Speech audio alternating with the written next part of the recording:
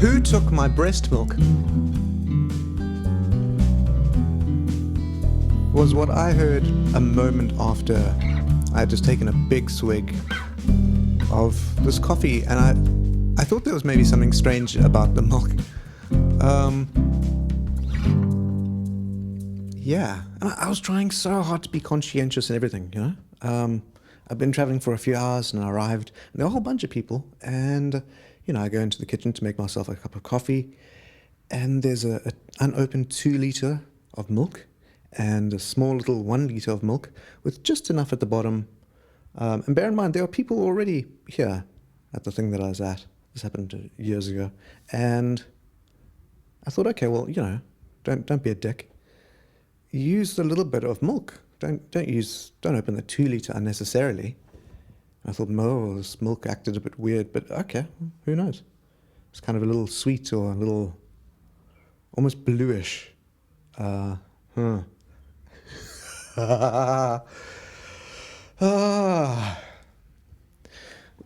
When did we decide that our human milk was not okay to drink? I know that, you hear stories of people being breastfed until 10. That's kind of intense. Or there's that painting of a person who was sentenced to death via starvation, but his daughter, who had a young child, would visit and feed him. Well, nobody was looking, breastfeeding him. So there are these kind of things passed through cultural references that it's not entirely icky, but I don't know if I'd eat boob cheese or anything like that. It's just, it's just so weird. But what freaks me out more is we do it with other animals. I love goat's cheese or just normal cheese. Just cheese is great. Oh, cheese is such a good thing. But if I really think about it, it's like a waxy or chalky kind of weird oily substance, crumbly, and it's slightly bitter. So good. Yeah. Apparently, we can kind of closely tie us, Homo sapiens, developing lactose tolerance, being able to drink the milk of other animals that have lactose, with closely tied with the time that we domesticated those animals, and that's kind of in line with kind of the agricultural revolution, 8 to 12,000 years ago. But I suppose if you think of it, they had very limited resources. It's hard to farm. And imagine farming with, the first crops. It's not like you can just buy some seeds. You go down to wherever and you buy a little pack of strawberries. Strawberries didn't exist. So many things that we know today just didn't exist in the way they do now. So imagine living for years just eating wheat and peas and what other animals or things around you can find and scavenge. But you can't travel too far because you've got crops. And yeah. What's interesting is you'd think, okay, well, that sounds really, really hard. It's kind of impressive that this is the system that we all pretty much use now, except for maybe, hunter-gatherers and the Khoisan, Sub-Saharan, or the Sentinelese on Sentinel Island. But yeah, well, it's not actually the first time that we've domesticated or tried to domesticate plants. This is the 5th time, apparently, that we've been able to adapt to being able to break down lactose. So it's very possible that we tried to farm a few times and stay in one place, and it just didn't necessarily work. which is kind of wild. I suppose people will try whatever works. Whatever works, works. Like, they think that the origin of flight came about with avian dinosaurs that had feathers but didn't fly or glide, but they used it more as a counterbalance. If they scurried up a tree, they would kind of like half flap, kind of to gain the balance and kind of like, you know, almost grab the air in a weird way.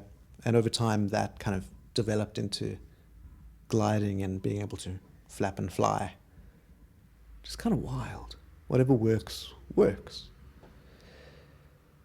But then if you take that, I suppose, to kind of large political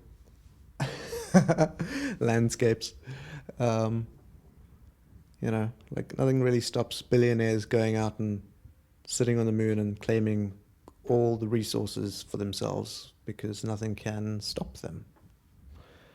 Whatever might is right at the end of the day in a weird way.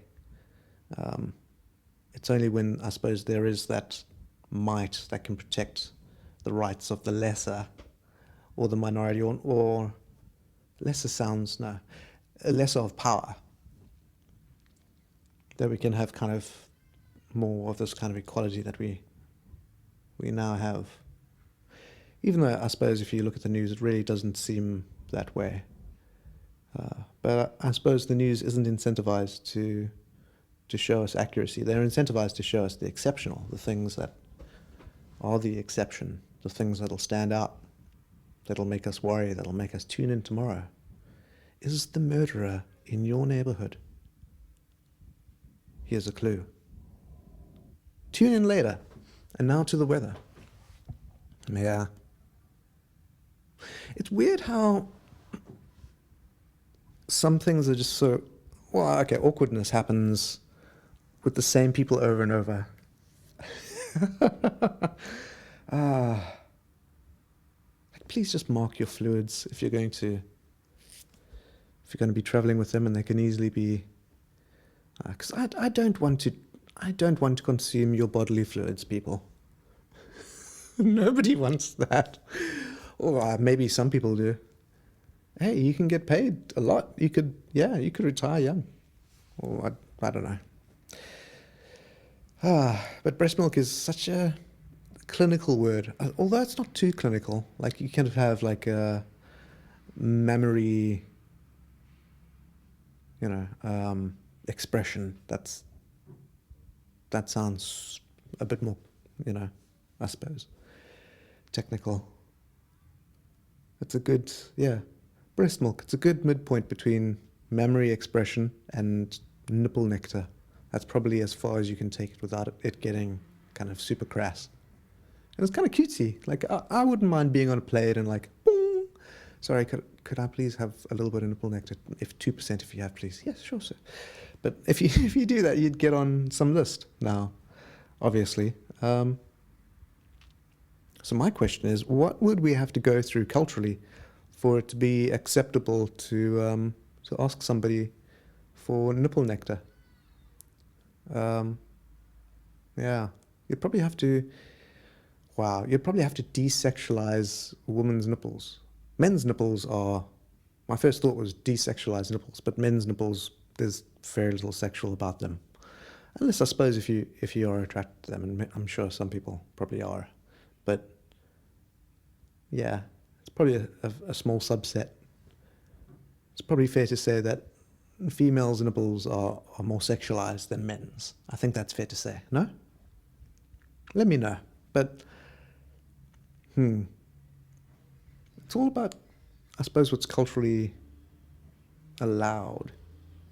Because not that long ago, we weren't allowed showing our ankles and our wrists.